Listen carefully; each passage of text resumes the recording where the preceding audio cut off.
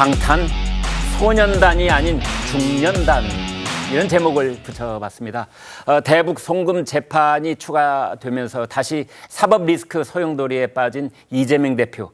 어제 당 최고위원 회의에서 시간을 별도로 할애를 해가지고 검찰, 언론, 법원 전체를 향해서 이 십자포화를 쏟아냈습니다. 듣고 오겠습니다.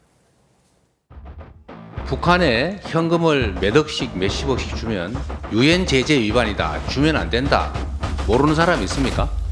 명색이 참여정부의 대북 특사였고 대북 전문가였고 또 경기도의 대북 인도적 사업을 총괄하는 부지사 이화영 전 국회의원이 이런 국제 제재 이런 상식도 모르고 북한에 현금 50억 주겠다고 약속했다. 이게 말이 된다고 생각하십니까? 그 사람이 바보입니까? 정신 나갔습니까? 한번 여러분도 한번 생각해 보십시오. 이게 대한민국 검찰이 하는 일입니다.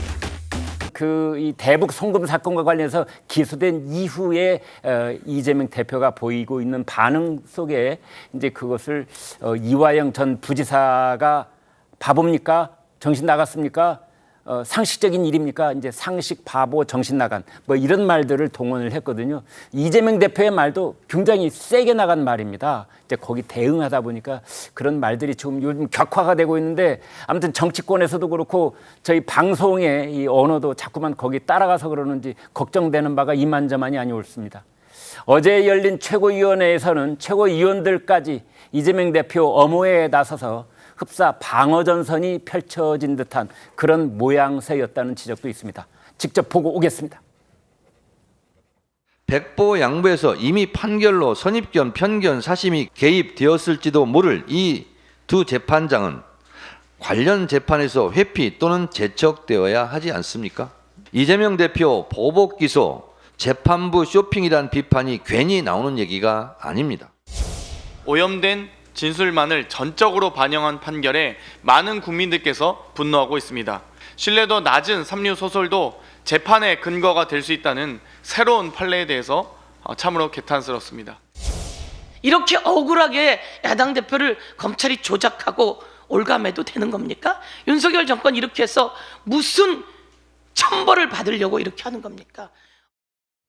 네, 차 교수님 방금 저희가 이제 영상에서 봤던 저분들이 우연인가요? 전부 다 법사위 소속이세요. 그렇죠. 어떻게 들으셨습니까? 제가 봤을 때는 일종의 뭐랄까 부창부수가 아닐까 하는 생각이 듭니다. 그러니까 예. 대표가 사실은 자신과 관련된 재판에 대해서 상당히 지금 검찰이 무리한 기소를 했고 그리고 네. 사실 그러니까 이하영 전 부지사 같은 재판 같은 경우는 검찰의 진술 조작이 있었다. 그리고 또 여기에 대해서 법원이 짬짬이한 듯한 판결을 내리고 있다. 이런 네. 부분들에서 부당성을 강하게 강조하니까 최고위원들 입장에서는 당대표를 옹호할 수밖에 없는 그런 측면도 분명히 있는 것이고요. 네. 그리고 또 이분들이 생각했을 때는 사실 검찰과 법원의 이 지금 여러 가지 행위 자체가 상당히 말이 안 된다고 판단한 것 네. 같아요. 그래서 어제 지금 최고위원들의 발언을 보면 나름대로 역할 분담이 좀 보여요. 예를 들면 서영교 의원 같은 경우 검찰의 진술 조작의 부분에 초점을 맞췄고요. 장경태 최고 같은 경우는 삼류소설의 근거한 판단이라고 해서 이번에 이하영 그 부지사에 대한 1심